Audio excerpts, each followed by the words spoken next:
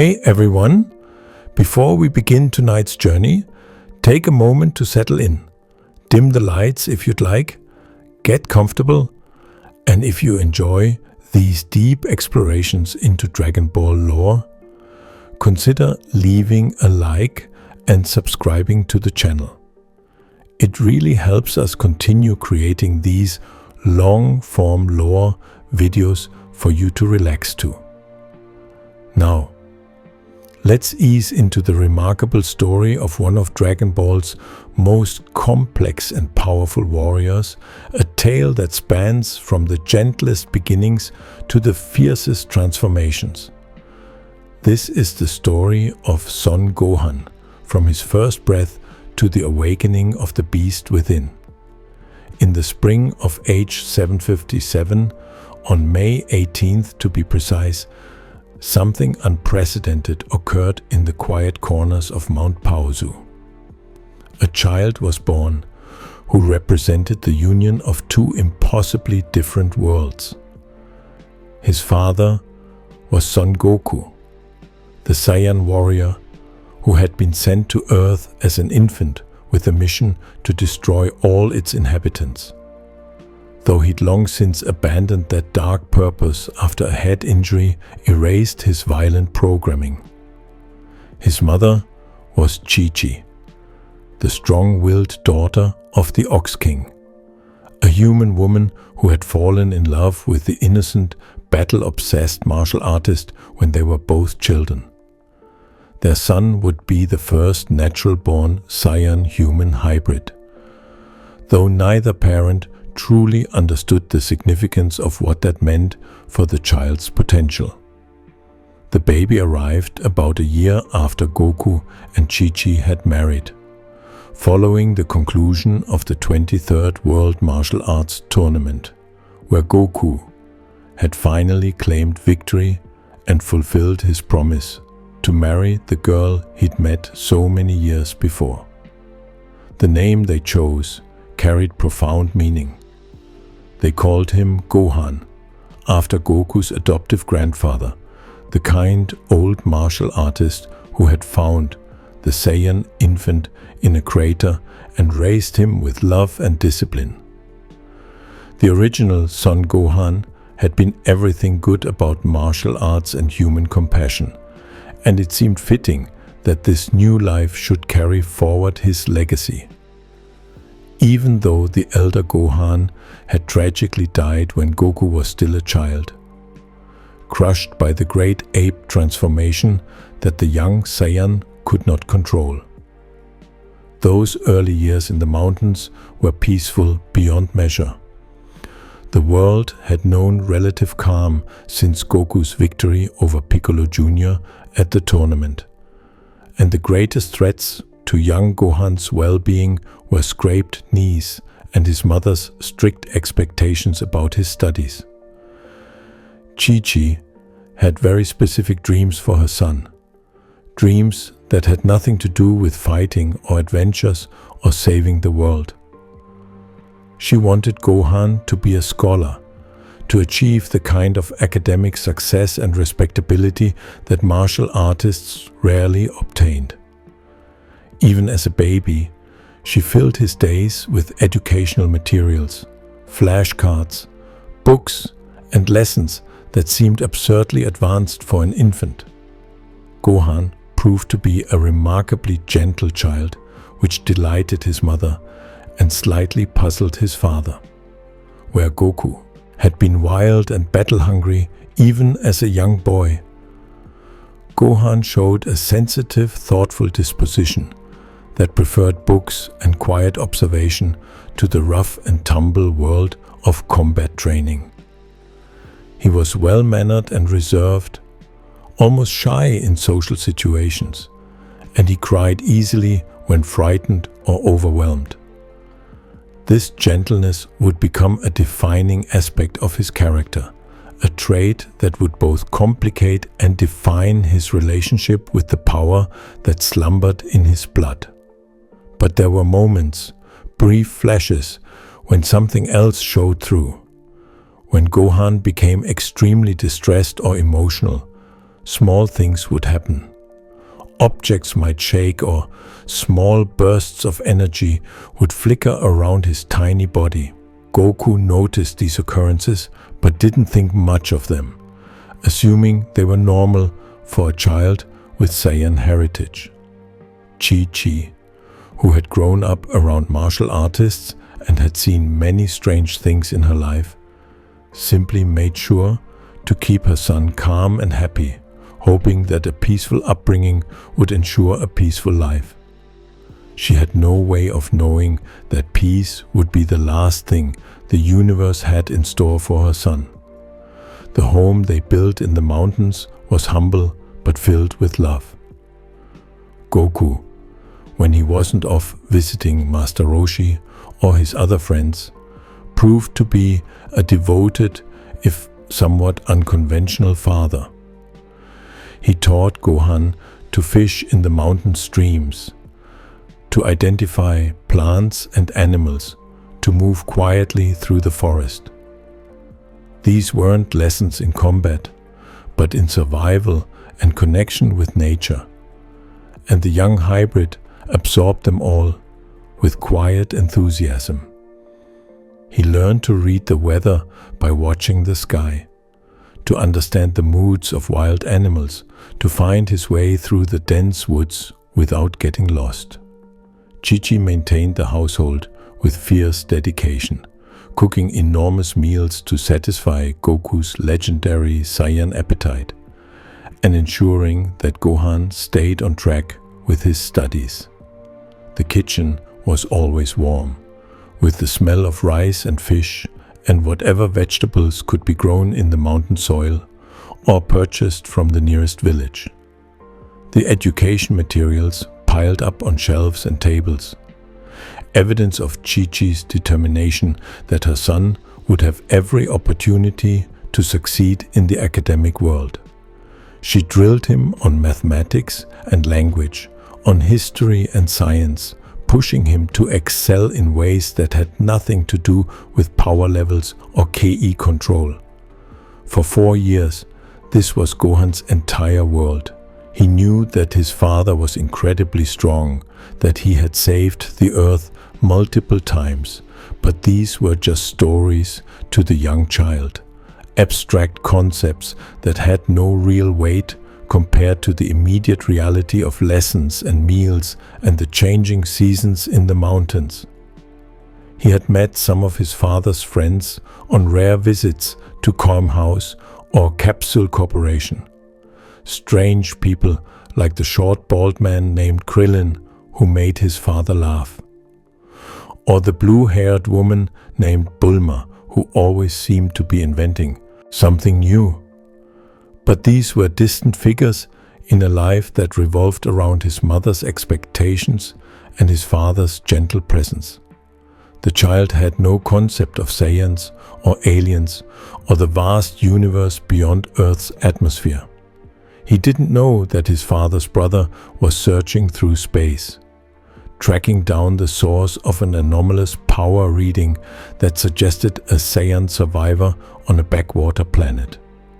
He didn't know that the peaceful life he'd known since birth was built on a foundation of ignorance, and that knowledge, when it came, would arrive with violence that would shatter his innocence forever. In those final days before everything changed, Gohan was simply a 4-year-old boy who loved his parents and enjoyed his quiet life in the mountains. He would practice his reading, help his mother with small chores, and wait for his father to return from whatever training or visiting Goku had gone off to do. He would watch clouds drift across the sky and wonder what shapes they made, would count the stars on clear nights, and try to memorize their positions as his mother had taught him. He was, in every way that mattered to him, a normal child living a normal life. But normalcy in the world of Dragon Ball is always temporary. And for Gohan, the end of innocence was approaching fast, carried on the wings of a space pod that was even now entering Earth's atmosphere, bearing a warrior who would look at Goku's face and see a traitor to the Saiyan race, and who would look at Gohan and see potential that needed to be tested, exploited, or eliminated. The peaceful chapter of Gohan's life was about to close, and the next chapter would be written in fear, pain, and the first true awakening of the terrible power that lurked in his hybrid genetics. The day that Raditz arrived marked the true beginning of Gohan's story, the moment when his life pivoted from peaceful obscurity to cosmic significance. Goku had taken his son to the Keim house for a reunion with old friends, a rare social occasion that Chi-Chi had agreed to after much persuasion. The gathering should have been pleasant, a chance for Master Roshi and the others to see how much young Gohan had grown. But the atmosphere shifted the moment a strange warrior appeared in the sky, descending with the confidence of someone who had never known defeat. Raditz, as this warrior called himself, revealed truths that rewrote everything Goku thought he knew about his origins. He was Goku's older brother, a Saiyan warrior who had come to Earth expecting to find his younger sibling had completed the mission of planetary genocide they'd been sent to accomplish as infants. When he discovered that Goku had not only failed in this mission, but had become the planet's protector, Raditz's disappointment transformed into cold fury. To demonstrate his seriousness and to force Goku's compliance with a new mission to destroy Earth's population, Raditz did something unthinkable. He kidnapped young Gohan, snatching the terrified child right from the beach and rocketing into the sky before anyone could react. For Gohan, the experience was pure nightmare. One moment he'd been standing near his father. The next he was being carried through the air by a stranger who radiated violence and barely contained rage.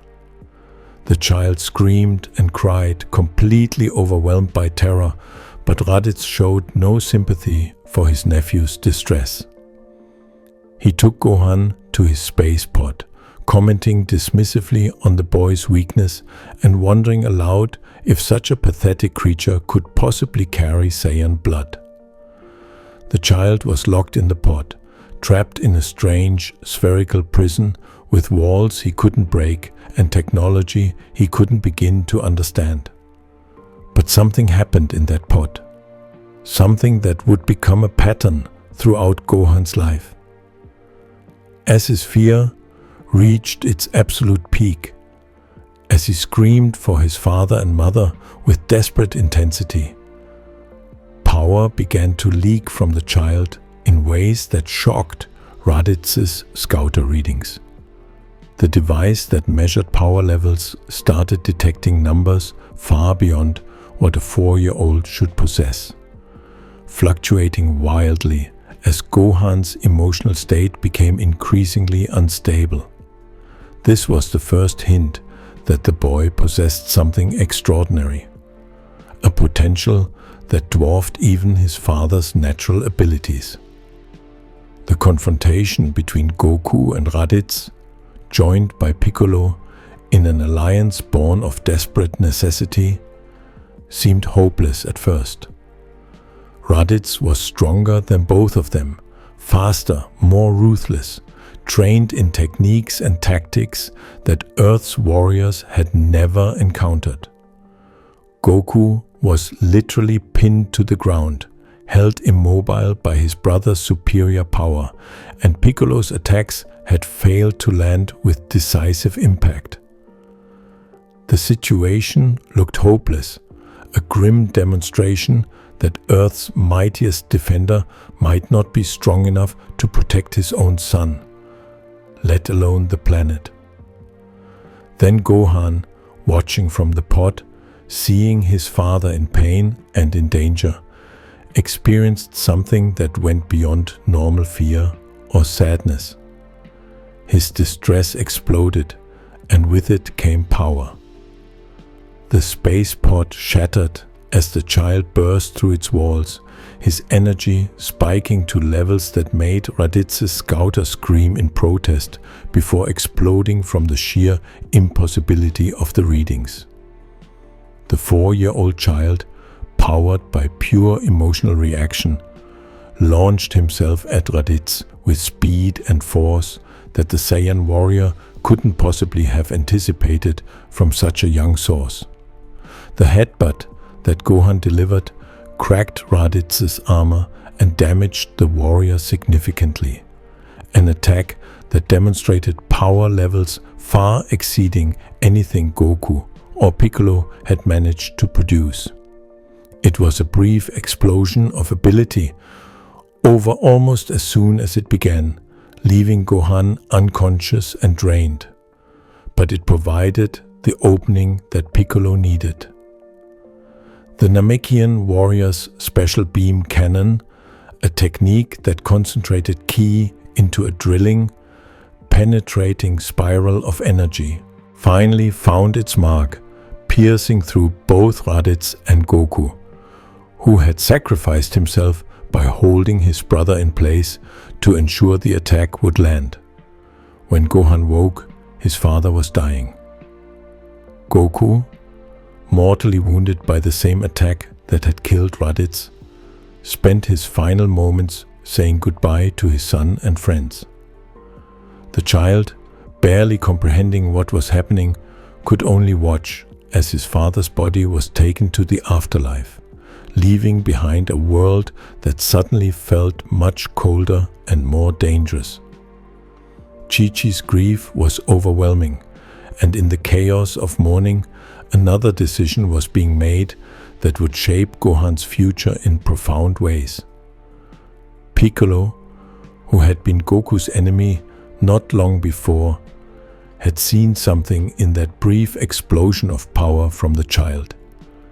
He understood what the others might not have fully grasped. This boy possessed potential that, if properly cultivated, could be the key to surviving the greater threat that Raditz had mentioned before dying. 2 more Saiyans, stronger than Raditz, were coming to Earth in 1 year's time.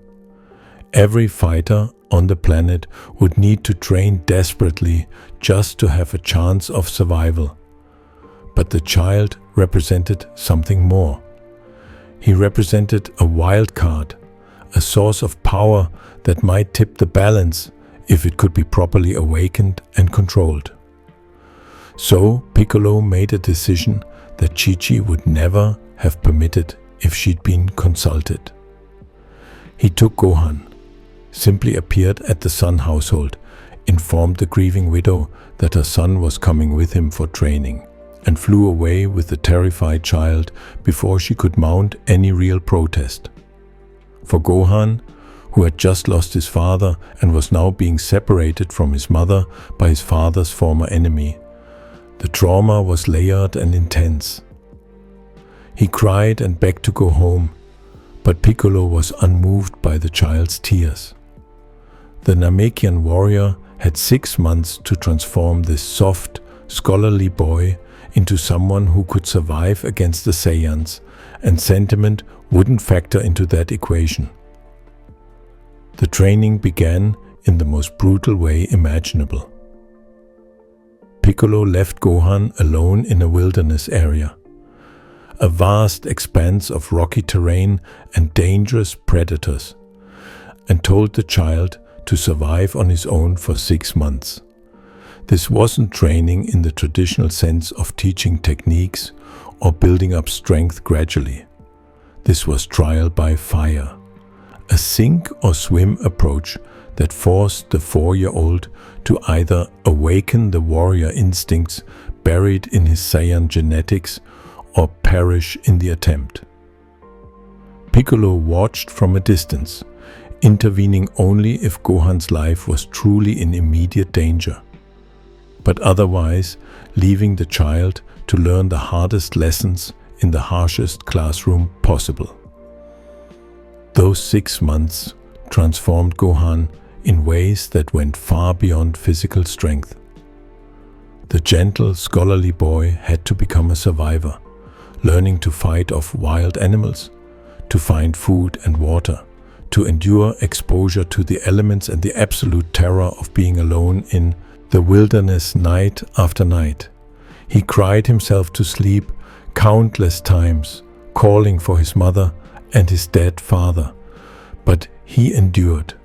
The Saiyan blood in his veins, perhaps awakened by necessity, began to show its influence. He became faster, stronger, more capable of defending himself. His ki, though he didn't understand what to call it, began to manifest in more controlled ways, giving him advantages in his struggles to survive. Piccolo, watching the child's progress, felt something unexpected stirring in himself. He had taken Gohan, intending to create a weapon, a tool to be used against the coming Saiyan threat. But as he observed the boy's determination and resilience, something like respect began to emerge. This child, thrust into circumstances that would break many adults, refused to give up. He adapted, learned, grew stronger not just in body but in spirit. The Namekian began to see echoes of Goku in the boy, but also something different, something perhaps more remarkable because it came from a place of fear rather than natural battle lust. When the 6 months of wilderness survival ended, the real training began. Piccolo started teaching Gohan the fundamentals of martial arts and ki control, pushing the child to understand and harness the energy that had exploded from him during the fight with Raditz. He taught him to fly, to focus his power, to withstand pain and keep fighting even when exhausted. The training was harsh, without the warmth or encouragement that Goku might have provided. But it was effective. Gohan's power level grew steadily, and more importantly, the mental barriers that his peaceful upbringing had created began to erode. He was still fundamentally a kind child who disliked fighting, but he was learning that sometimes fighting was necessary, that protecting others required strength, and that his father's legacy demanded courage in the face of impossible odds. As the year approached its end, as the day when the Saiyans would arrive drew near, Gohan had been transformed. He was still only 5 years old, still carrying the emotional wounds of losing his father and being forced into a warrior's life against his nature. But he was no longer helpless. He had skills, power, and perhaps most importantly, he had formed a bond with Piccolo that would become one of the most important relationships in his life. The Namekian had become a surrogate father figure, harsh and demanding but also protective in his own way, and Gohan had become something precious to Piccolo, though the warrior would have struggled to admit it. The stage was set. The gentle child from the mountains had been forged in wilderness and discipline into something new, something that stood at the intersection of scholar and warrior, of human compassion and Saiyan power. When Vegeta and Nappa descended from the stars, they would find Earth defended by warriors who had spent a year preparing for their arrival. And among those defenders would be a 5-year-old hybrid whose potential had only just begun to surface. The true test of what Gohan had become was about to begin, and the lessons he would learn in the battles to come would be written in loss, sacrifice, and the terrible cost of power.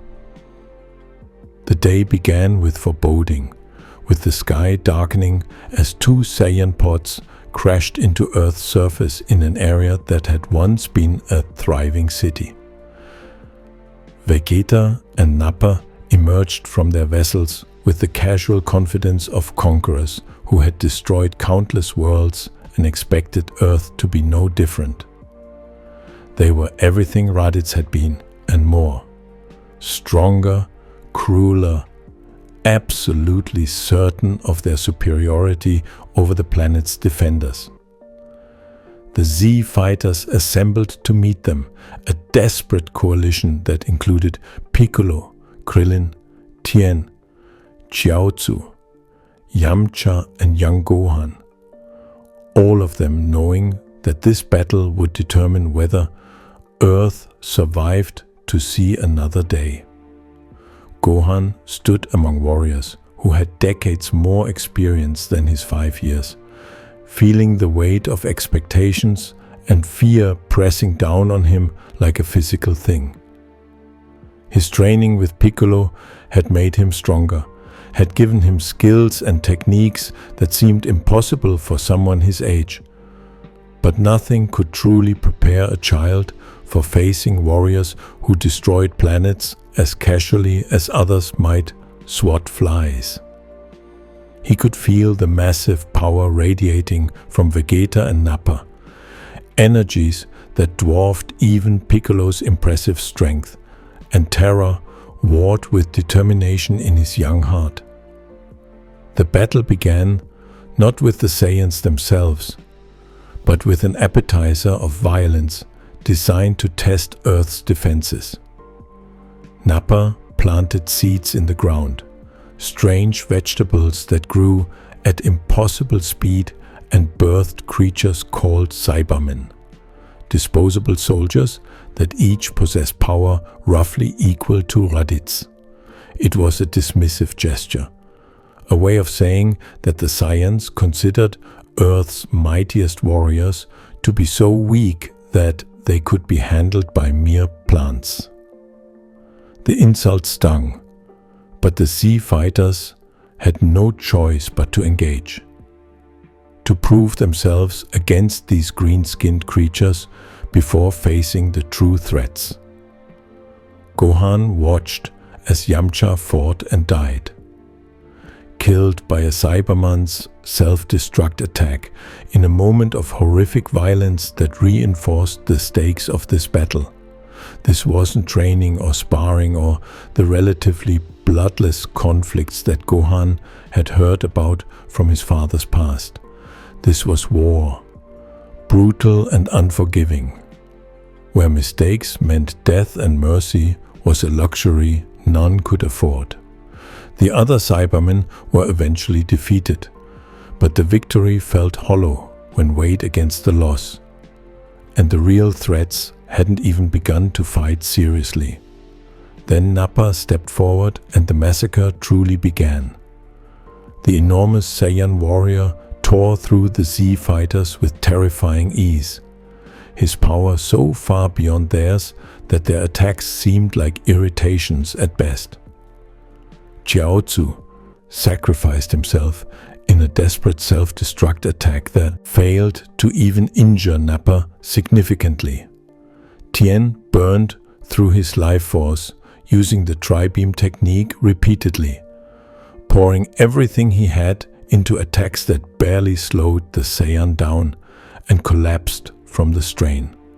One by one, Earth's defenders were falling, and Gohan was forced to watch, paralyzed by fear and the overwhelming gap between their power and the enemy's strength.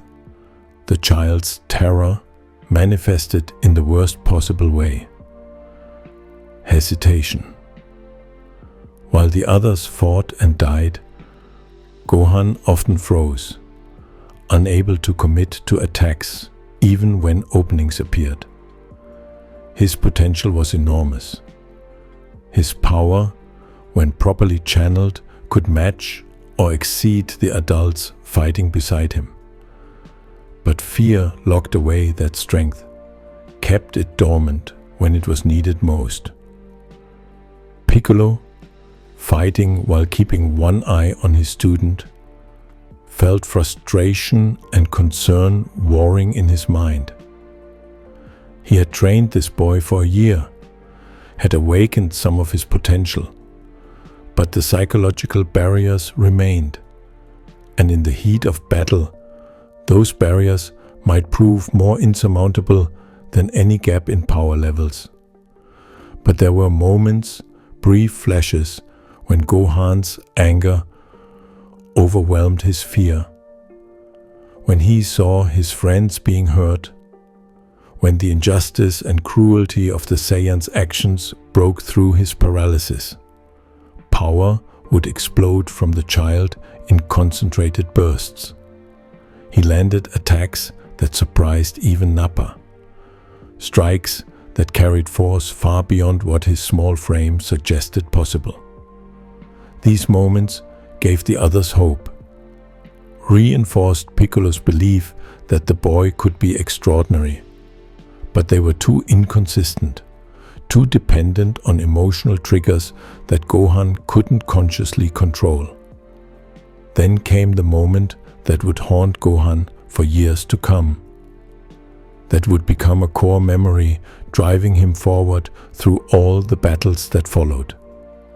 Nappa, irritated by the continued resistance and wanting to break the defender's spirit completely, launched an attack directly at Gohan, a blast of energy powerful enough to kill the child instantly. Gohan, exhausted and caught off guard, couldn't dodge. The attack was coming, death was inevitable, and time seemed to slow as the boy realized this was the end. Piccolo moved without thinking, without hesitation, placing himself between Gohan and the blast. The energy tore through the Namekian's body, dealing fatal damage that not even his regenerative abilities could overcome.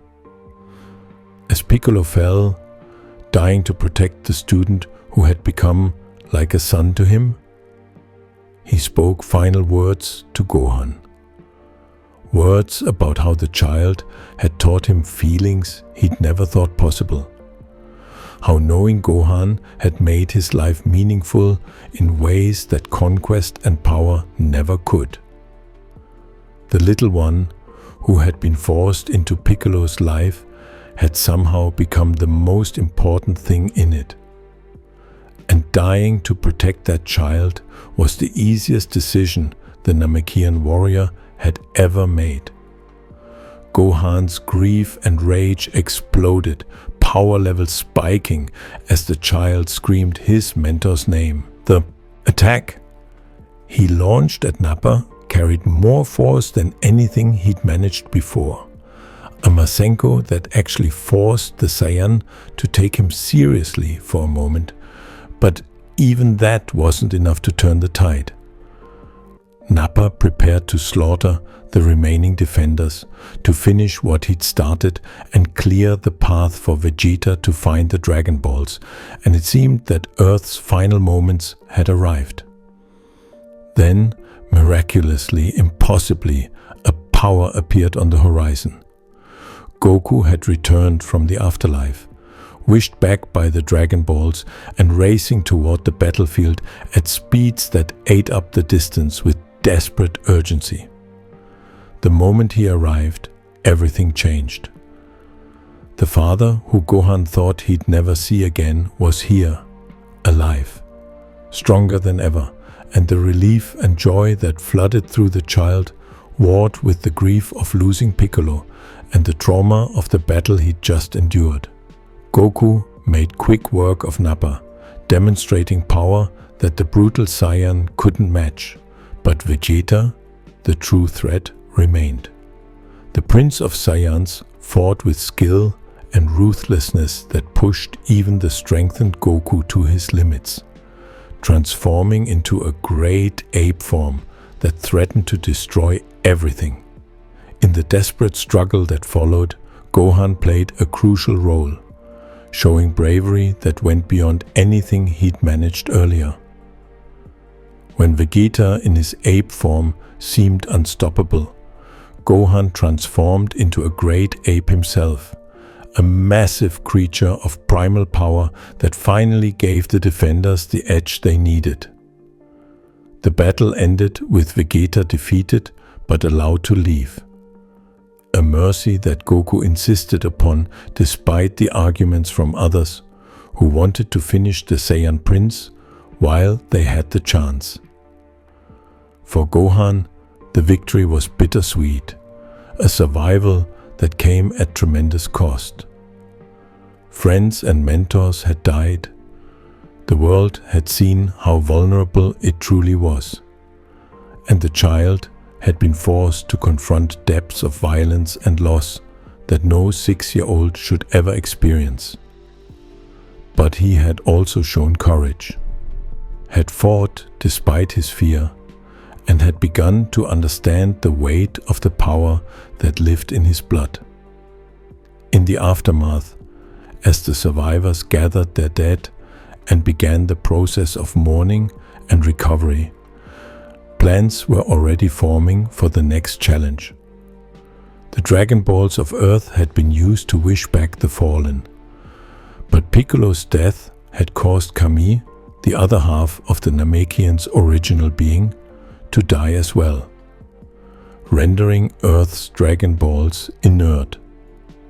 But Bulma, brilliant and determined, revealed that intelligence gathered from the Saiyans suggested that the Namekian race came from a planet called Namek, and that planet might have Dragon Balls of its own.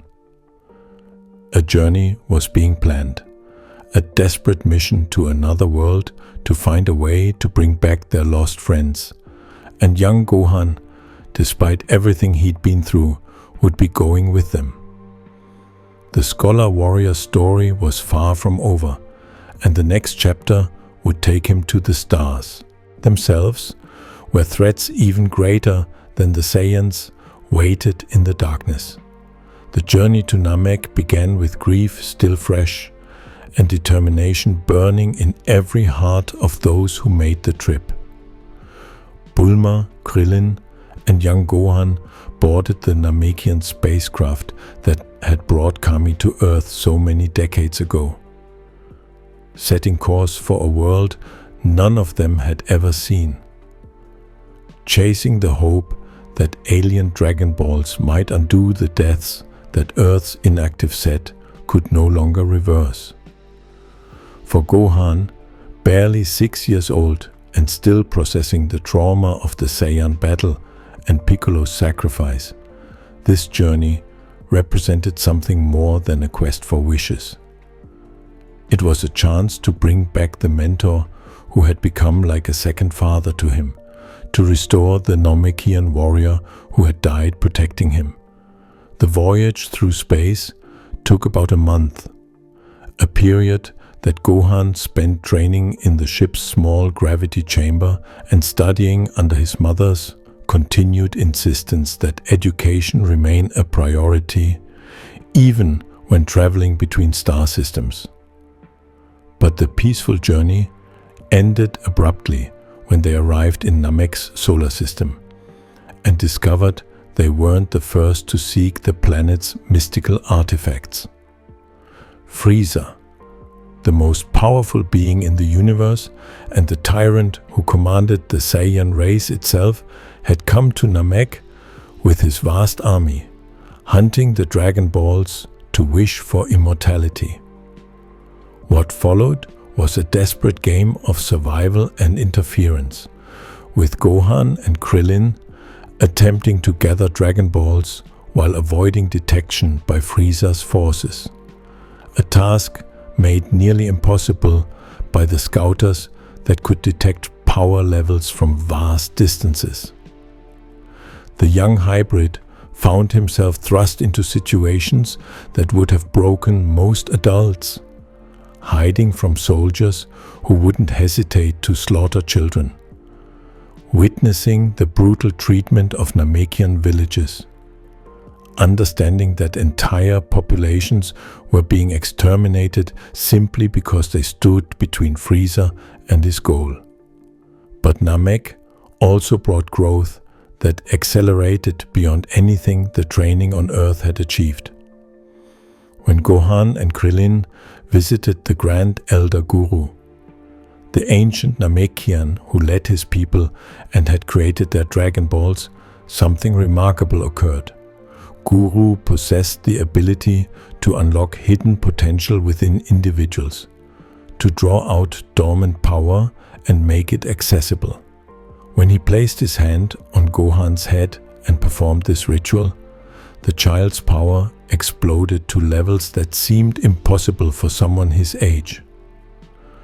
The potential that had shown itself in brief emotional bursts during the fights with Raditz and the Saiyans was now permanently elevated, giving Gohan a base power level that rivaled many of the adult warriors he'd fought alongside on Earth.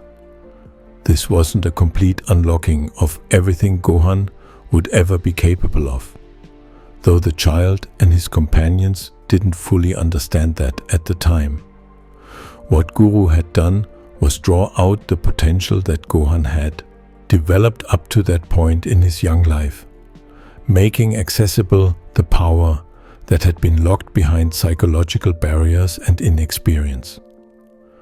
The boy's capacity for growth hadn't been exhausted, but rather expanded, giving him a platform from which to reach even greater heights as he continued to train and fight and push beyond his limits. The battles on Namek escalated with terrifying speed. Gohan fought members of Frieza's elite forces, the Ginyu Force, warriors who had decimated countless worlds and who possessed techniques and powers that seemed unbeatable. He witnessed the brutality of Rekume, who broke the boy's neck during their battle, an injury that should have been fatal but which the Namekian Dragon Balls later healed, granting Gohan a Saiyan Senkai boost that increased his power even further beyond Guru's unlock. The combination of unlocked potential, intense combat experience, and the Saiyan ability to grow stronger after surviving near-death experiences meant that Gohan's power level on Namek increased exponentially over a relatively short period. Then Frieza himself entered the battle directly, and Gohan understood what true terror meant. The tyrant's power dwarfed everything the child had encountered before, made Vegeta and Nappa seem like training dummies by comparison. Frieza transformed through multiple forms, each one revealing deeper wells of strength that seemed to have no ceiling. And in his final form, the tyrant possessed power that could destroy planets as easily as humans might crush insects. Watching Frieza torture and kill, seeing the casual cruelty with which the tyrant eliminated anyone who displeased him, Gohan experienced fear that went beyond anything the Saiyan invasion had produced. But fear wasn't the only emotion Namek drew from the young hybrid. Rage, that dangerous Saiyan rage that could unlock impossible power when pushed to its limits, surfaced repeatedly during the battles with Frieza. When Krillin was impaled by Frieza's horn and left for dead, when Piccolo was seemingly killed by the tyrant's attacks, when it appeared that Goku himself had perished, Gohan's fury manifested in power that shocked even Frieza. The child attacked with such ferocity and strength that the tyrant, who had been toying with his opponents, was forced to take the boy seriously. These rage-fueled assaults demonstrated that Guru's potential unlock hadn't eliminated Gohan's ability to surge beyond his normal limits when emotionally triggered. The anger-driven power boosts continued to occur, suggesting that the hybrid possessed layers of strength that could be accessed through different means. His base power had been elevated dramatically, but the ceiling hadn't been reached, and emotional extremes could still push him to heights that exceeded his resting state. Gohan landed blows on Frieza's final form that warriors like Vegeta had failed to achieve, blasted the tyrant with energy attacks that actually forced Frieza to defend rather than simply tank the damage. Yet for all these moments of impressive power, Gohan remained fundamentally a child fighting in an adult's war. He was terrified for most of the battle, fighting not from desire for combat, but from desperate necessity. When Goku arrived on Namek, finally reaching the battlefield after extensive injuries and healing in a medical pod had boosted his power to new levels, Gohan felt relief that nearly brought him to tears. His father was here, the strongest person he knew, and surely now everything would be all right. The burden of being one of the primary defenders could be shared, and the child could step back from the front lines where he'd never wanted to stand in the first place. Goku's battle with Frieza pushed beyond anything the planet had witnessed before. A clash of titans that literally tore Namek apart, destabilizing its core and setting a countdown to the world's destruction.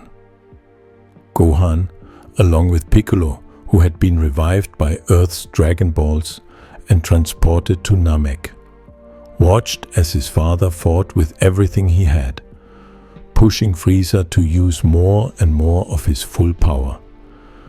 But even Goku's increased strength wasn't initially enough. Frieza at 100% of his power was overwhelming, a force of nature wearing a biological form, and the tyrant's cruelty knew no bounds.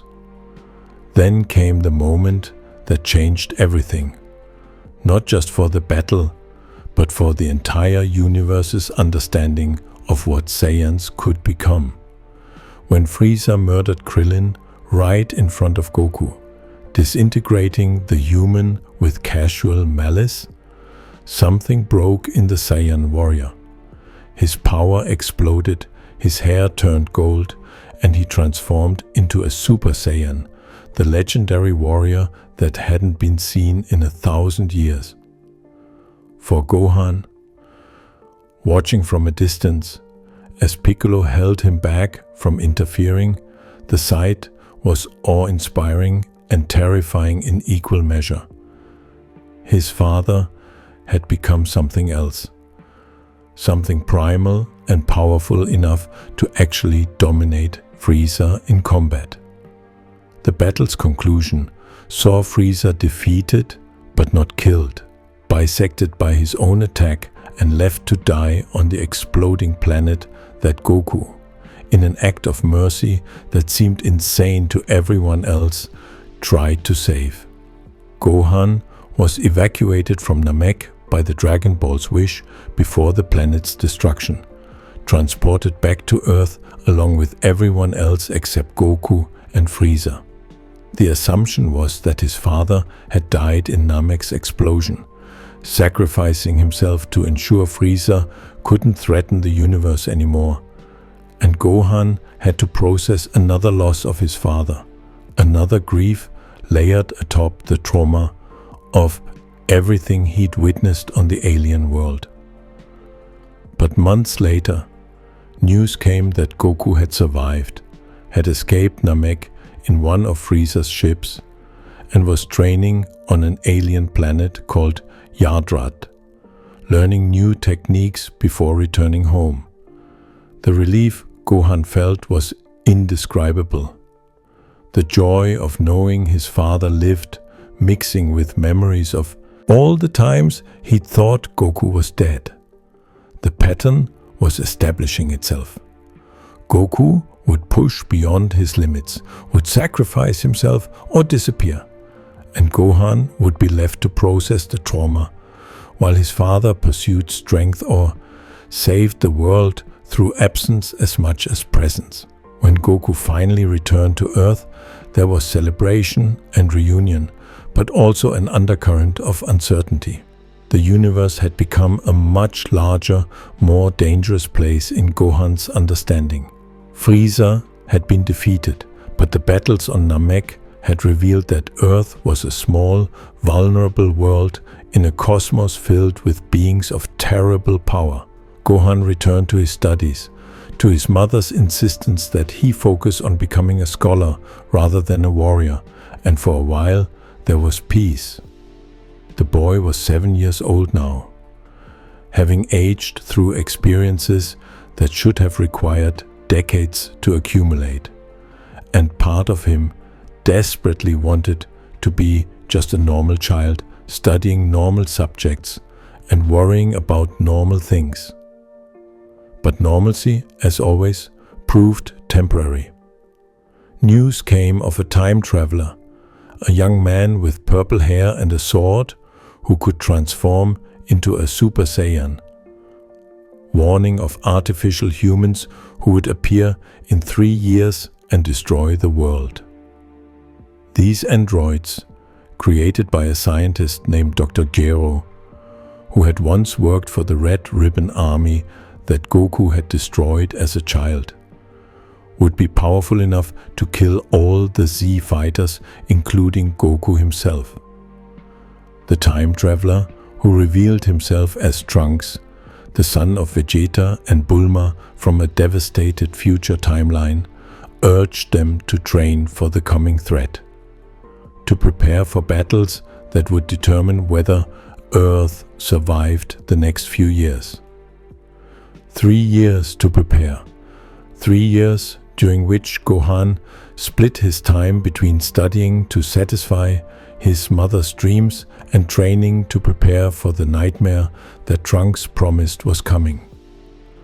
The boy grew during those years, developing not just in power but in understanding of what his role might be. He wasn't like his father, didn't live for fighting and constantly seek stronger opponents to test himself against. But he couldn't stand by while others suffered, couldn't ignore threats to the people and world he loved. The scholar and the warrior existed in tension within him, neither fully dominant, both essential to who he was becoming. The day the androids appeared marked the beginning of the end of Gohan's childhood in any meaningful sense. He was 10 years old when Dr. Gero activated his creations, unleashing beings of impossible power who treated Earth's defenders as amusing diversions rather than serious threats. Androids 19 and 20 were just the beginning, and when Gero activated 17 and 18, warriors so powerful that they seemed to mock the very concept of limits, the Z fighters realized that Trunks' warnings hadn't been exaggerations. But the true nightmare emerged not from Gero's laboratory, but from a timeline even more twisted than the one Trunks had come from. Cell, a bio-android created from the cells of the universe's greatest warriors, arrived in the present timeline hunting the other androids to absorb them and achieve his perfect form. This creature possessed Saiyan genetics, Namekian regeneration, Frieza's abilities, and a host of other capabilities that made him one of the most dangerous beings ever to threaten Earth. Cell's appearance shifted the crisis from bad to catastrophic, because unlike the androids who seemed content to toy with humanity, Cell was actively hunting power and would destroy anything in his path to achieve perfection. Gohan trained desperately alongside the other Z fighters, pushing his body and power to new levels, but it became clear that conventional training wouldn't be enough. Goku proposed something radical. He and Gohan would enter the hyperbolic time chamber, a dimensional space where time flowed differently, allowing a full year of training to occur in a single day of outside time. This would be father-son bonding taken to its absolute extreme. A full year spent together in an environment that was literally empty, except for extreme gravity, temperature fluctuations, and each other. The time in the hyperbolic time chamber transformed Gohan in ways that went far beyond simple power increases. Goku trained his son with intensity and focus that they'd never shared before, pushing the boy to achieve Super Saiyan transformation and then to master it completely. The key insight that Goku developed was that the Super Saiyan form didn't need to be a temporary transformation that strained the body and drained energy. Instead, by remaining in the Super Saiyan state constantly, by making it as natural as their base forms, they could eliminate the weaknesses and drawbacks that made the transformation difficult to maintain in extended combat. Gohan achieved Super Saiyan during their training, his hair turning gold and his power exploding to levels that exceeded most of the adult warriors fighting outside the chamber. But transformation was just the first step.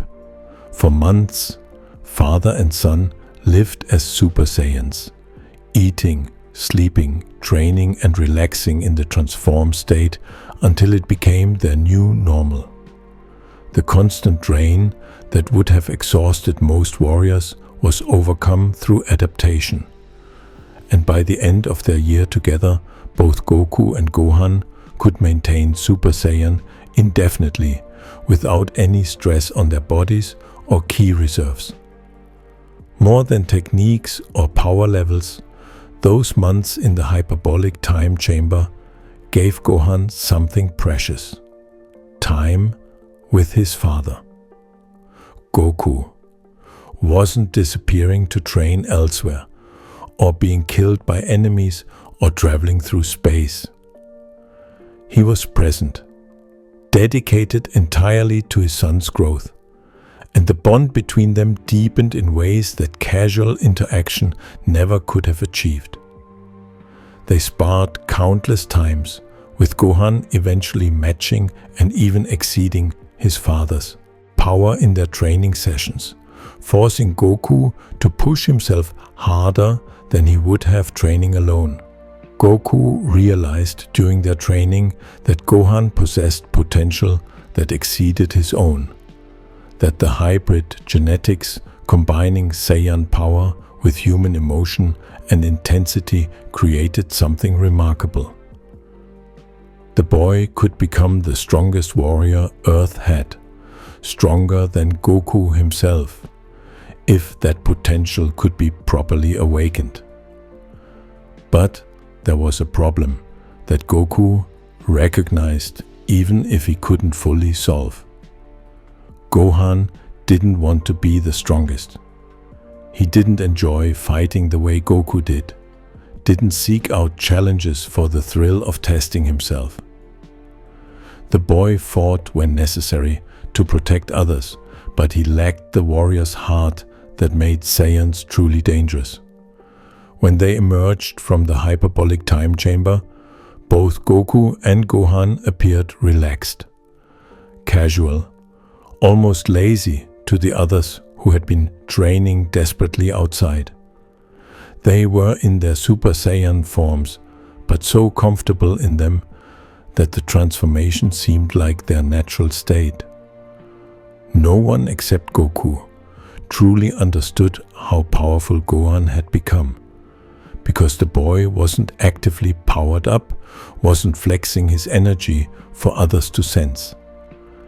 He was simply existing at a level that surpassed most of the other Z fighters, while looking like he wasn't even trying.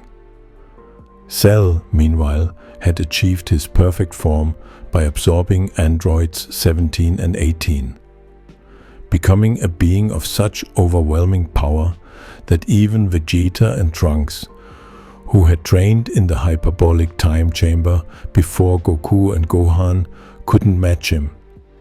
Perfect Cell announced the Cell Games, a tournament that would determine Earth's fate, giving the planet 10 days to produce a warrior who could defeat him or face extinction. The bio-android wanted a perfect opponent to test his perfect form against, and he believed that warrior would be Goku. Those 10 days before the Cell Games were the last piece of peace Gohan would know for a long time. He spent them with his family, with his mother, who barely recognized the young man her 10-year-old son had become after a year in the chamber. Chi-Chi was proud of him, but also terrified, understanding that her son was going to fight in a battle that could kill him, that all her dreams of him becoming a scholar might end with his death at the hands of a monster. Gohan tried to reassure her, but he was terrified too, in ways he couldn't fully articulate. He was strong now, yes, stronger than he'd ever imagined possible. But Cell was something else entirely, and the weight of expectation was crushing. The Cell Games began on a warm day, with the world's television cameras broadcasting the tournament that would determine humanity's survival. The arena Cell had constructed stood empty except for the ring itself, a simple square platform where the fate of billions would be decided. Gohan arrived with the other Z fighters, his young face showing determination mixed with the anxiety that never quite left him before battle. He was 11 years old now, his year in the hyperbolic time chamber having aged his body to match his power, and he stood ready to fight, even though every instinct screamed at him to run. Goku fought first, battling Cell with power and technique that seemed to match the bio-android in every way. Their clash was spectacular, a demonstration of martial arts and energy manipulation at levels that most humans couldn't begin to comprehend. But those watching closely, particularly Gohan, could see the truth that the cameras and commentators missed. Goku wasn't trying to win. He was testing Cell, measuring the android's capabilities, and perhaps most importantly, he was demonstrating to Gohan exactly what Cell could do, so his son would know what to expect. Then Goku did something that shocked everyone present. He surrendered, gave up the fight, and announced that Gohan would take his place. The declaration sent ripples of confusion and disbelief through both the Z fighters and the television audience. Piccolo, who knew Gohan better than anyone except perhaps Goku, immediately protested, understanding what others didn't. The boy didn't have the warrior mentality that combat at this level required. Gohan fought to protect, not from desire for battle, and against an opponent like Cell, that distinction mattered enormously. But Goku insisted, explained his reasoning to the confused assembled fighters. Gohan possessed more potential than any of them, more raw power than even Goku himself when properly motivated. The problem was unlocking that power, getting past the psychological barriers that kept Gohan from accessing his full strength except in brief emotional bursts. Goku believed that if Gohan could be pushed far enough, if his anger could be properly triggered, he would transform into something that could destroy Cell. It was a gamble with Earth's survival as the stakes, a father's belief in his son's hidden strength pitted against a monster's perfect power. Gohan entered the ring reluctantly, apologizing even as he powered up, trying to explain that he wasn't like his father, that fighting wasn't something that came naturally to him. Cell found this amusing at first, began toying with the boy, testing his strength with attacks that escalated gradually in power. But Gohan, despite his reluctance and fear, proved to be far stronger than Cell had anticipated. The boy could match the android's strikes, could defend against attacks that would have killed most of the other Z fighters, and as the battle progressed, Cell's amusement began mixing with genuine interest. But interest wasn't the same as being challenged, and Cell wanted more. The bio-android wanted to see this hidden power that Goku had promised, wanted to push Gohan beyond his limits and fight against the legendary potential that everyone claimed the boy possessed. So Cell did something horrific. He created the Cell Juniors, 7 miniature versions of himself that he unleashed on the other Z fighters. These creatures, each one possessing power close to Cell's perfect form, began systematically beating the warriors who had gathered to witness the tournament. Gohan watched in horror as his friends and family were tortured, as Krillin and Yamcha and Tien were beaten bloody, as his father was overwhelmed by multiple Cell Juniors attacking at once. The boy fought desperately, trying to save them, trying to stop the Cell Juniors while also defending against Cell himself. But he was overwhelmed by the numbers and the psychological torture of watching everyone he loved suffer. And still the full power didn't emerge. The anger was there. The desperation was certainly present. But something blocked Gohan from accessing the transformation that everyone needed him to achieve. Then Android 16 intervened, or rather what remained of him did. The peaceful android who had only wanted to protect nature and study birds had been nearly destroyed earlier, reduced to just a head that Mr. Satan's student had brought to the battlefield. That head, cradled by Hercule, who didn't understand its significance, was thrown near Gohan during the chaos.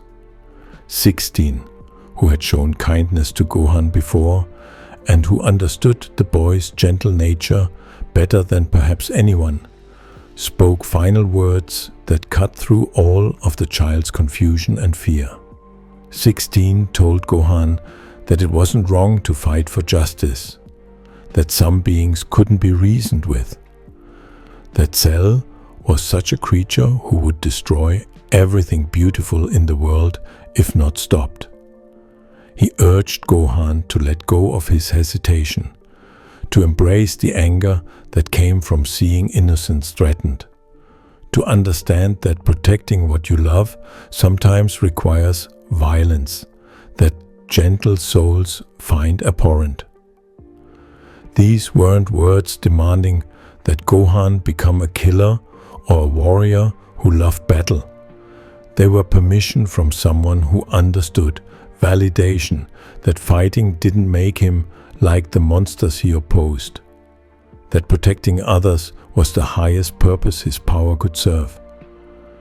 Cell, annoyed by the android's speech, crushed 16's head beneath his foot, silencing the words and destroying the last remnant of the peaceful creation who had tried to help. And that act, that casual murder of someone who had only wanted to help, combined with everything Gohan had witnessed and all the pain his friends had endured, finally broke through the barriers that had contained his power. The transformation that Goku had bet everything on, that Gohan hadn't even known was possible, erupted from the boy in an explosion of lightning and golden light. Super Saiyan 2, a form beyond the Super Saiyan that Gohan had mastered in the hyperbolic time chamber, manifested for the first time in history. The boy's hair stood on end, electricity crackled around his body, and his power level exploded to heights that dwarfed Cell's perfect form. The transformation brought with it a change in demeanor, a cold fury that replaced Gohan's usual gentleness. And when he moved, it was with speed and precision that Cell couldn't track. The Cell Juniors, the creatures that had been torturing the Z fighters, died in seconds. Gohan destroyed them one after another with single strikes, eliminating the threats with such overwhelming force that even the broken and beaten warriors watching couldn't quite believe what they were seeing. This wasn't the hesitant boy who had entered the ring. This was a warrior operating at a level that surpassed anything Earth had produced. And the casual ease with which he eliminated Cell's children demonstrated exactly how wide the gap had become between Gohan's new power and the threats he'd been struggling against minutes before. Cell, confronted with an opponent who genuinely outclassed him, experienced fear for perhaps the first time in his existence. The bio-android attacked with everything he had, unleashed his full arsenal of techniques and power. But Gohan countered or tanked every assault without visible effort. The boy, who had been apologizing for his weakness, was now toying with Cell, the way Cell had toyed with others. And the reversal was as satisfying as it was terrifying to witness. But then something went wrong. Gohan, letting his Saiyan sadism show through in ways his gentle nature usually suppressed, decided to make Cell suffer rather than finish the fight quickly. He wanted the bio-android to experience despair, to understand how it felt to be completely outmatched, and he forced Cell to regurgitate Android 18, reverting him to his semi-perfect form. This decision, born from a momentary desire to cause pain rather than simply protect, would have disastrous consequences. Cell, facing destruction and consumed by rage at his humiliation, made a final desperate choice.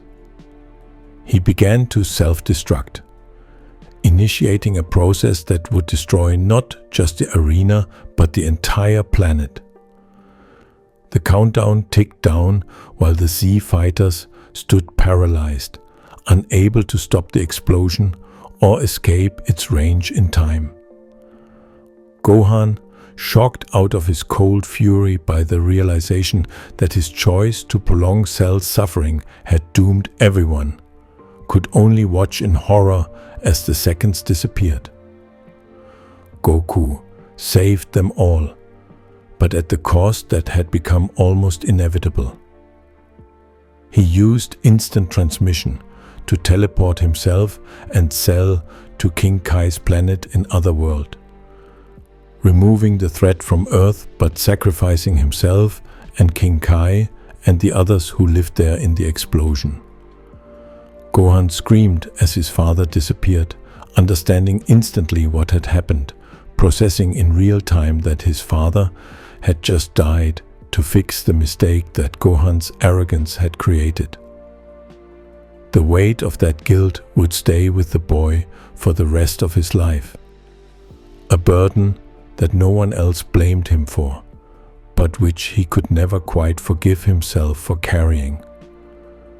But Cell wasn't finished. The bio-android's Namekian cells allowed him to regenerate from a single living cell, and the nucleus in his head had survived the explosion.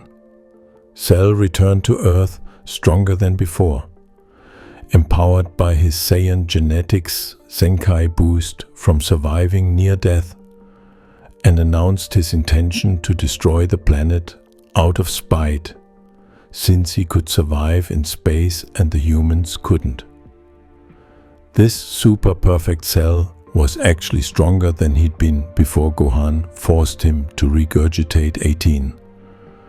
Possibly even stronger than Gohan himself at full power. And Gohan wasn't at full power anymore.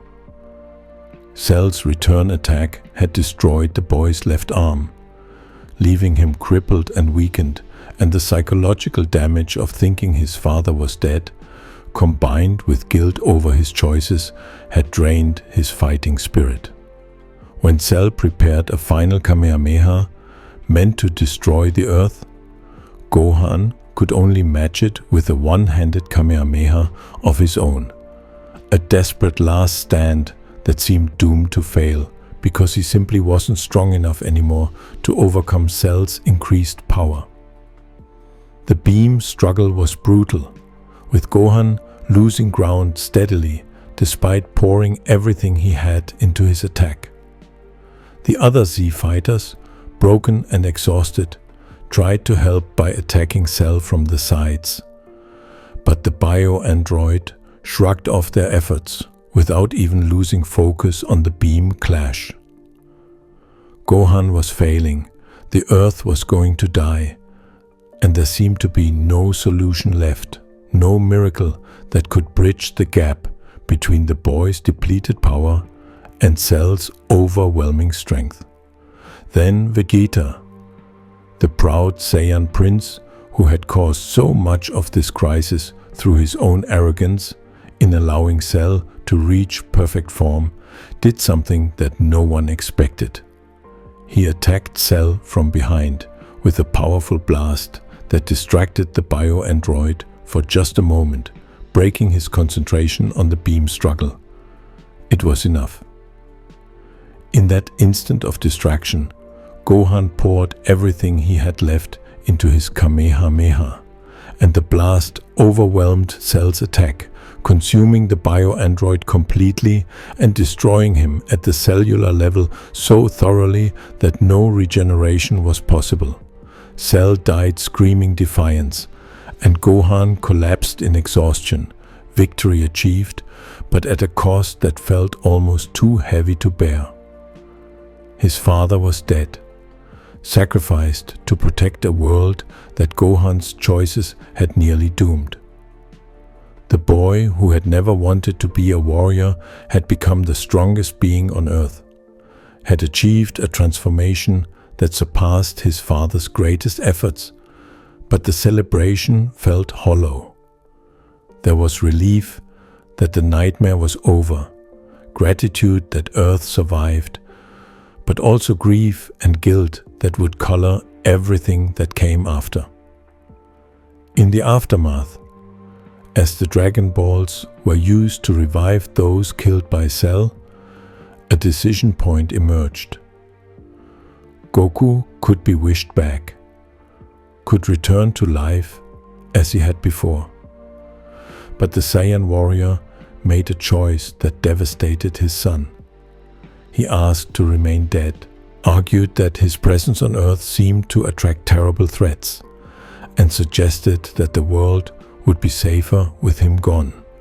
The rationalization might have had some logic to it, but for Gohan, it felt like abandonment, like his father choosing to stay away rather than be present for his son's life. Still, Goku's spirit communicated with them during the wish-making, gave encouragement and love, and told Gohan how proud he was of his son's strength and heroism. The father-son connection remained strong, even across the barrier between life and death, and Gohan took some comfort in knowing that his father didn't blame him for what had happened, even if the boy blamed himself. Earth's defenders dispersed to rebuild their lives, and Gohan, now 12 years old, but with the emotional weight of someone much older, returned to his mother and tried to figure out what came next for a warrior who had never wanted to be one. 7 years passed after Cell's defeat. 7 years in which Gohan tried desperately to become the person his mother had always wanted him to be. At 16 years old, he enrolled in Orange Star High School in Satan City. A teenager who looked normal on the surface but carried scars and power that would have seemed impossible to his classmates if they'd known the truth. Chi-Chi was thrilled that her son was finally pursuing academic excellence, finally stepping away from the violence and battles that had defined so much of his young life. She saw the scholar she'd always dreamed of raising, dressed in school uniforms and carrying textbooks instead of wearing fighting gis and powering up to defend the planet. But Gohan discovered almost immediately that separating himself from his warrior identity wasn't as simple as enrolling in classes and attending lectures. On his very first day traveling to school, he witnessed a robbery in progress, criminals threatening innocent people, and the instinct to help overwhelmed any concerns about maintaining a normal life. He intervened, transforming into a Super Saiyan to stop the robbery. But the experience taught him that he couldn't simply stand by when people needed help, even if stepping forward meant risking exposure. The solution he developed was the Great Saiyaman, a masked superhero identity that allowed him to fight crime and protect people, while theoretically keeping his real identity secret. The costume was ridiculous, combining elements of superhero aesthetics with poses and declarations that made even his friends cringe when they eventually discovered what he was doing. But the Great Saiyaman served a purpose beyond crime fighting.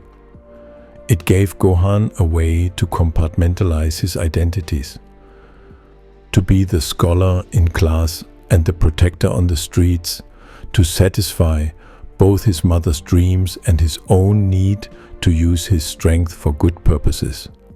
During this period, Gohan met Videl, the daughter of Hercule Satan, the man who had taken credit for defeating Cell and become the world's most famous martial artist despite being nowhere near powerful enough to have actually accomplished such a feat.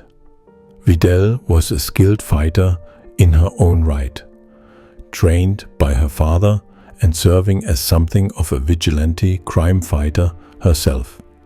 She became suspicious of Gohan almost immediately, noticing inconsistencies in his behavior and eventually connecting him to the Great Saiyaman identity. The relationship that developed between them was complicated, mixing genuine affection with Videl's determination to learn the truth about Gohan and the secrets he carried. The World Martial Arts Tournament provided a catalyst that drew all of Earth's defenders back together for the first time since Cell's defeat. Goku was granted one day to return from the afterlife to participate. A reunion that filled Gohan with complicated emotions. His father had chosen to remain dead, had argued that Earth would be safer without him, and the 7 years of absence had hurt in ways Gohan didn't fully articulate. But seeing Goku again, having the chance to fight alongside him in a tournament setting rather than a battle for survival, brought joy that overshadowed the resentment. The tournament revealed how much Gohan had weakened during the 7 years of peace. Without regular training, without pushing himself to maintain the power he'd achieved during the Cell Games, his strength had diminished significantly. He could still transform into Super Saiyan, and even Super Saiyan 2 if pushed, But the ease and mastery he'd possessed at 11 years old had faded. Chi-Chi's dream of a scholarly son had come at the cost of the warrior's edge that had made Gohan Earth's strongest defender. And when true danger emerged during the tournament, that cost became devastatingly clear. Babidi, an evil wizard seeking to revive the ancient demon Majin Buu, used the tournament as a hunting ground for energy to fuel his resurrection spell. Gohan found himself fighting against Babidi's henchmen, including the Supreme Kai, who revealed the cosmic stakes of the situation. When Majin Buu was finally released, the threat made Cell look manageable by comparison. Buu was a creature of pure destruction, wearing a deceptively childish exterior, possessing power that dwarfed anything Gohan had faced before. And the young warrior's diminished strength meant he couldn't stand against this new enemy. The battles with Buu were catastrophic, resulting in deaths and destructions that pushed the Z fighters to their absolute limits. Gohan faced the demon directly and was utterly overwhelmed, beaten so badly that he would have died if not for intervention from the Supreme Kai. The humiliation of being so thoroughly defeated, of realizing that his 7 years of neglecting training had left him unable to protect anyone, cut deeper than any physical injury. He had been the one to defeat Cell, had been Earth's strongest warrior, and now he couldn't even slow down this pink monster that seemed to treat murder as a game. But from that defeat came an opportunity that would transform Gohan once again. The Supreme Kai took him to the world of the Kais, where the old Kai, an ancient deity sealed in a sword generations ago, possessed the ability to unlock potential in ways that even Guru's ritual hadn't achieved. The process was bizarre and time-consuming, requiring Gohan to sit perfectly still for hours while old Kai performed a ritual that drew out hidden power through methods that seemed more like spiritual meditation than training. For 25 hours, Gohan sat while the ancient Kai pulled at the potential buried deep within his hybrid genetics, reaching for power that even Gohan himself didn't know he possessed.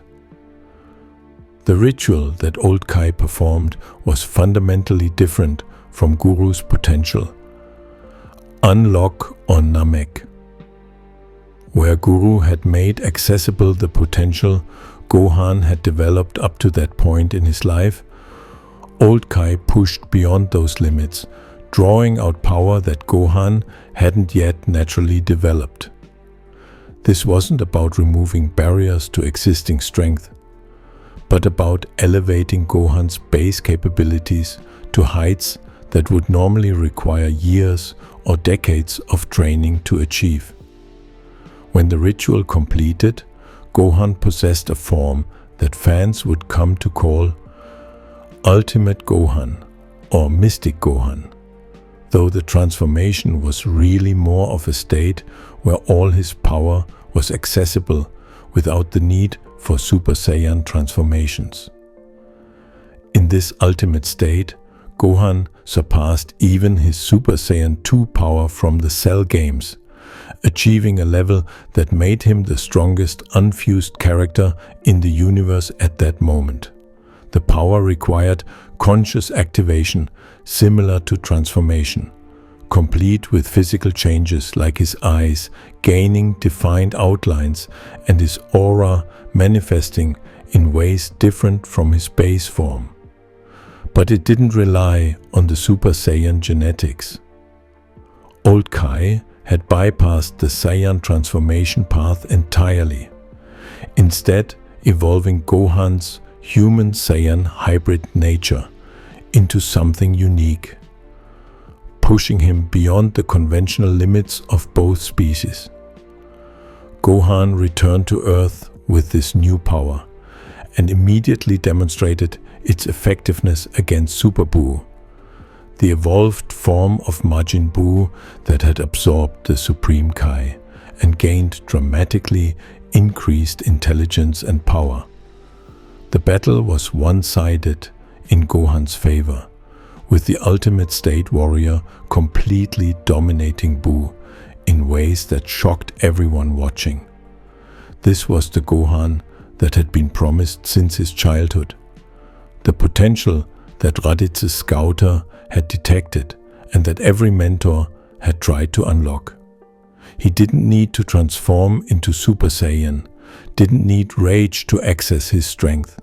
It was simply there, a constant elevated state that made him nearly unbeatable. But then Buu, desperate and cunning, pulled a trick that reversed the entire situation. He absorbed Gotenks, the fusion of Gohan's younger brother Goten and Trunks, along with Piccolo, combining their power with his own. This absorption made Buu dramatically stronger than Gohan's ultimate form, strong enough to completely turn the tables in the battle. Gohan found himself outmatched despite all the power Old Kai had unlocked, and the situation grew more desperate when Buu absorbed him as well, adding Ultimate Gohan's strength to his own collection of stolen powers.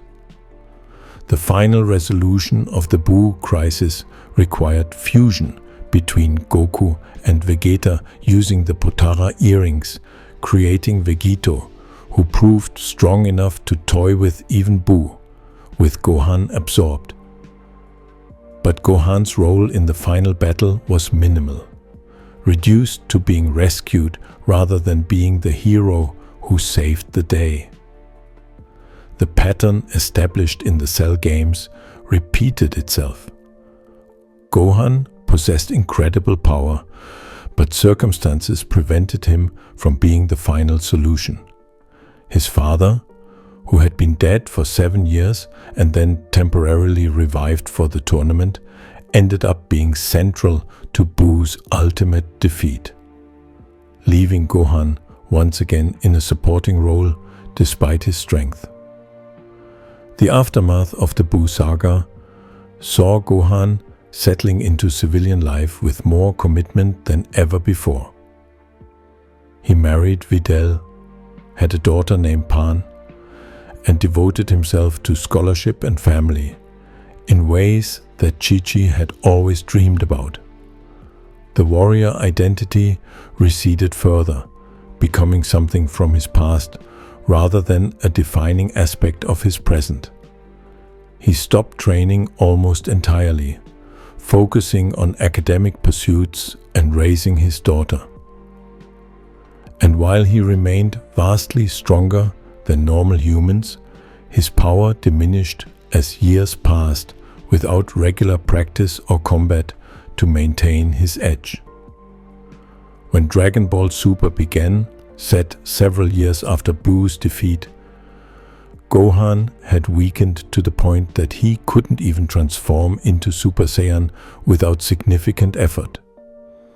His ultimate form, the state that Old Kai had unlocked and that had made him temporarily the strongest warrior in the universe, had become inaccessible through disuse.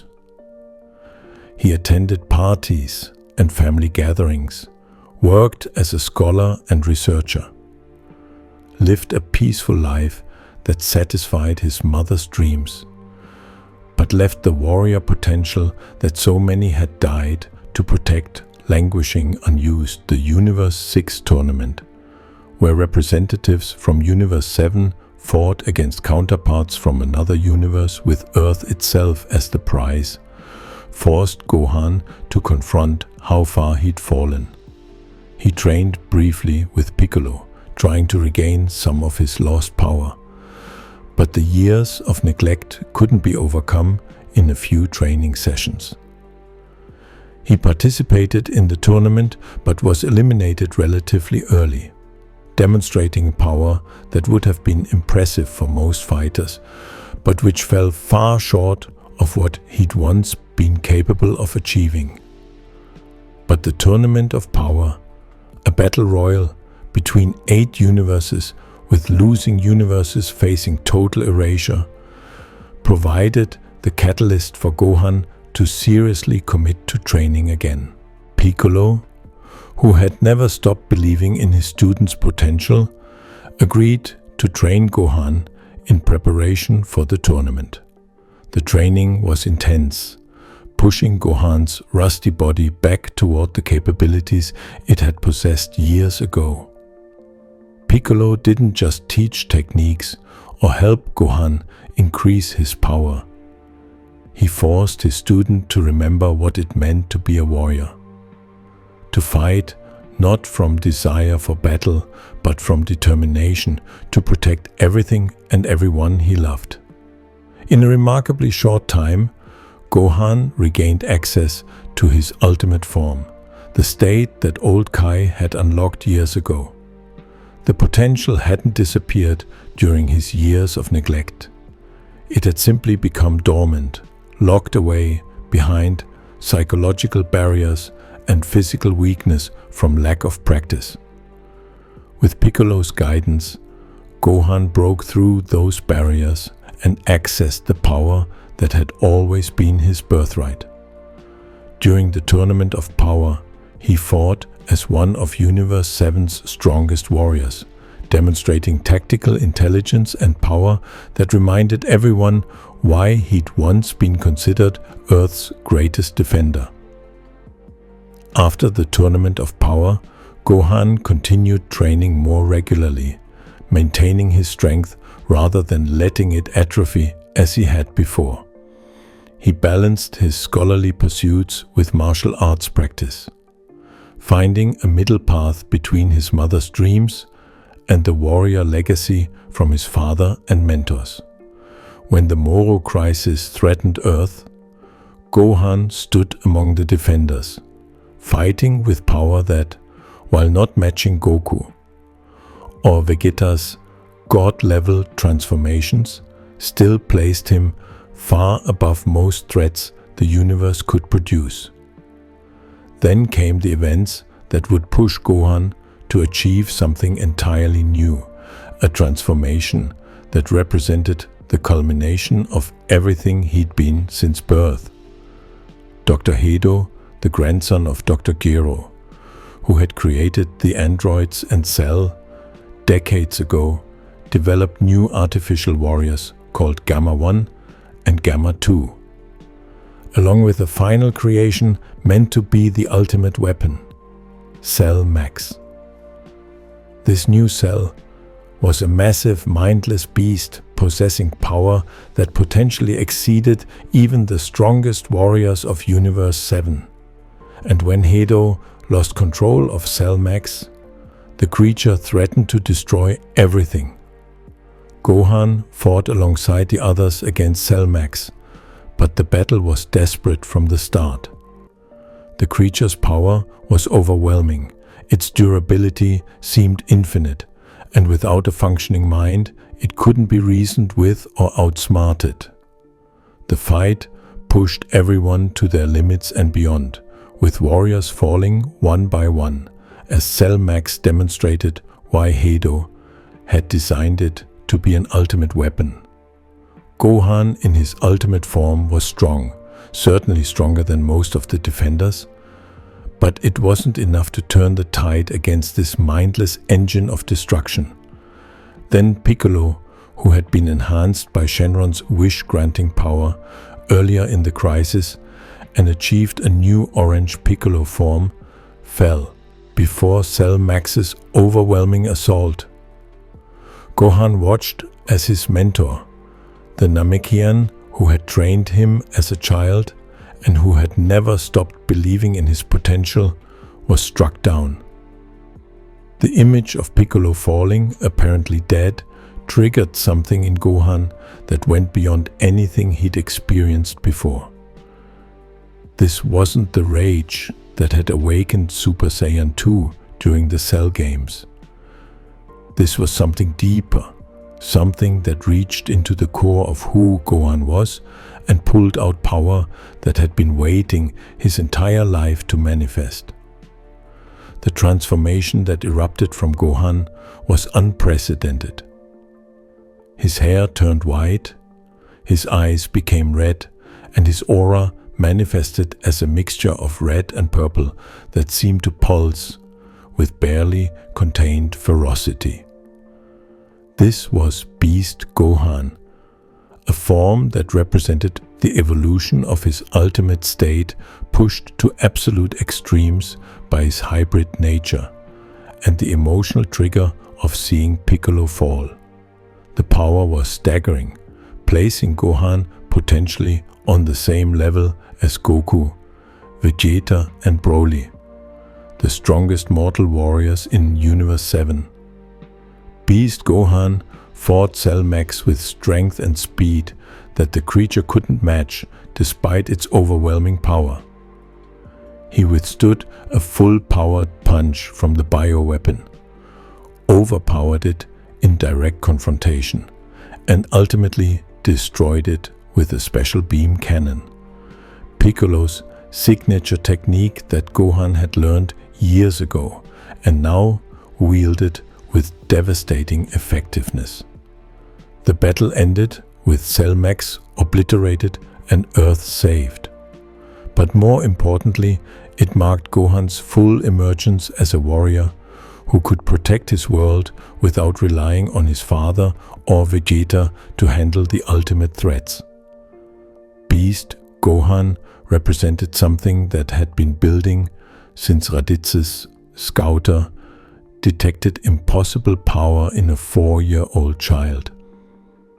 It was the culmination of Piccolo's harsh training in the wilderness, of Guru's potential unlock on Namek, of the father-son training in the Hyperbolic time chamber, of old Kai's ritual that pushed beyond natural limits, and of every battle and sacrifice and moment of growth that Gohan had experienced across his life. The form didn't erase who Gohan was as a person. He remained fundamentally someone who preferred peace and scholarship to violence and combat. But Beast showed that when pushed to his absolute limit, when fighting to protect what he loved, Gohan could reach heights that matched or exceeded even his father's greatest achievements. After the battle, Gohan continued his life balancing family, scholarship and training.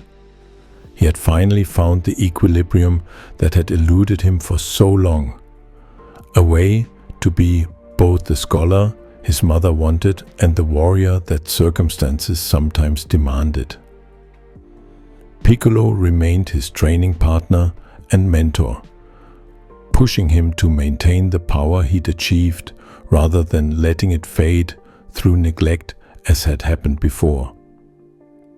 Pan, Gohan's daughter, showed signs of inheriting the family's warrior potential, and Gohan worked to give her the balanced upbringing that he'd never quite received, teaching her both the value of education and the responsibility that came with great power. When Goku returned from training with Broly and witnessed Gohan's beast form during sparring sessions, the Saiyan warrior expressed genuine pride in his son's growth. For years, Goku had been the ceiling, the strongest warrior that Gohan could aspire to match but never quite surpass in any lasting way. But Beast Gohan represented a power that stood independently, that didn't require Goku's shadow or Vegeta's rivalry or anyone else's achievements to validate its significance. Gohan had become, in many ways, what Goku had always believed he could be: Earth's true protector, someone with the strength to defend the planet and the character to do so, not from love of fighting, but from love of what fighting could protect. The journey from the gentle child reading books in the mountains to the white-haired beast who destroyed Cell Max had been long and painful, marked by losses that scarred and battles that traumatized and choices that carried weight no child should ever bear. Gohan had been kidnapped by alien uncles, trained in wilderness survival by his father's former enemy, forced to watch mentors die protecting him, pushed to transformations through grief and rage, sent to alien worlds to face tyrants who destroyed planets, trained by his father in dimensions where time moved differently, expected to save the world when he was barely 11 years old, allowed to taste peace only to have it ripped away by new threats, empowered by ancient gods, absorbed by magical demons, and perpetually caught between the life his mother wanted for him and the destiny his power seemed to demand. But through it all, Gohan remained fundamentally himself. He loved learning, loved his family, preferred peace to conflict, and fought not because battle thrilled him, but because protecting others was worth any cost. The beast transformation didn't change those core truths. It simply gave him the power to protect what he loved without compromise, to stand as Earth's defender, not as a temporary measure, until Goku returned, but as a permanent guardian whose strength matched his compassion. The scholar and the warrior had finally achieved balance within him, neither dominating the other, both essential to who Son Gohan had become. The story of Gohan from birth to beast is ultimately a story about potential and choice, about power that could reshape universes residing in someone who fundamentally wanted to live a quiet life. He never asked to be a warrior, never desired the transformations or the battles or the responsibility of defending Earth from threats that could destroy reality itself.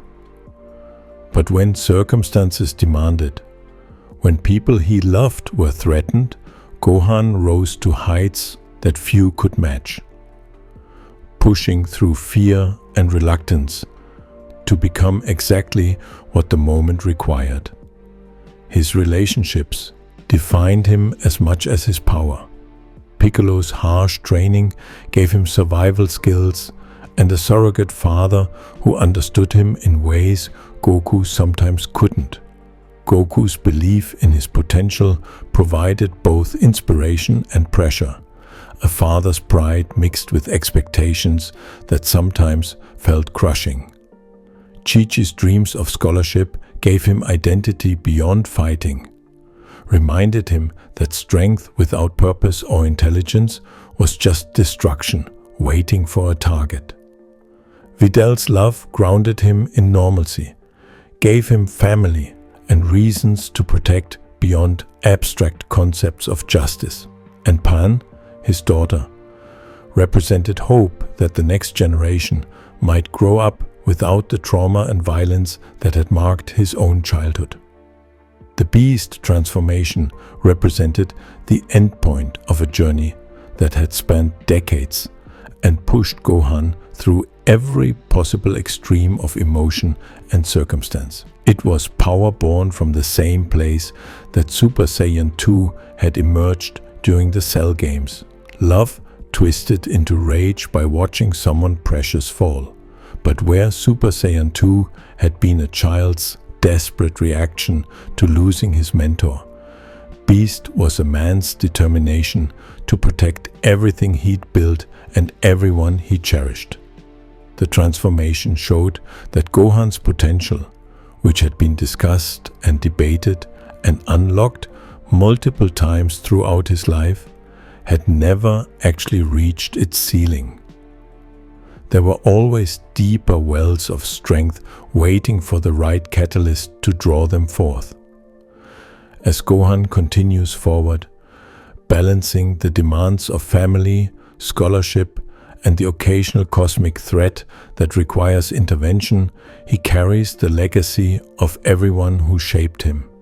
He is his father's son in strength and determination, his mother's son in intelligence and compassion, Piccolo's student in tactics and discipline, and his own person in the way he chooses to use the power he never asked for, but has learned to wield with purpose.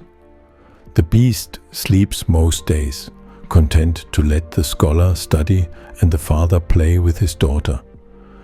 But it's always there, waiting for the moment when protection requires transformation, when love demands that the gentle man become the unstoppable force.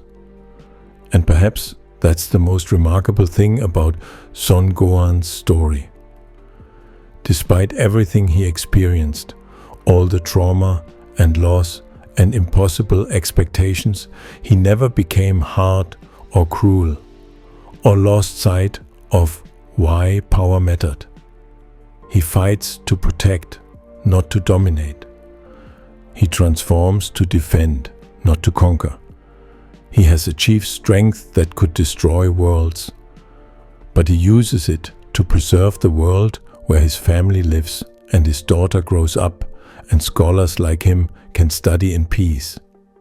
The beast is powerful, but the man who controls it is stronger still, because he knows exactly what's worth fighting for and never loses sight of who he is beneath the transformations. So, rest well tonight, knowing that even in the Dragon Ball universe where gods and demons and reality-warping threats constantly emerge, there's a warrior who fights, not because he loves battle, but because he loves what battle can protect. Dream of the gentle child who became the beast, of the scholar who mastered power beyond Super Saiyan, of the son who exceeded his father's wildest hopes, not by becoming like him, but by remaining distinctly himself. And if you enjoyed this journey through Gohan's story, remember to leave a like and subscribe for more Dragon Ball lore to sleep to. Until next time, sleep well, and may your potential, whatever form it takes, find the right moments to emerge and the right purposes to serve.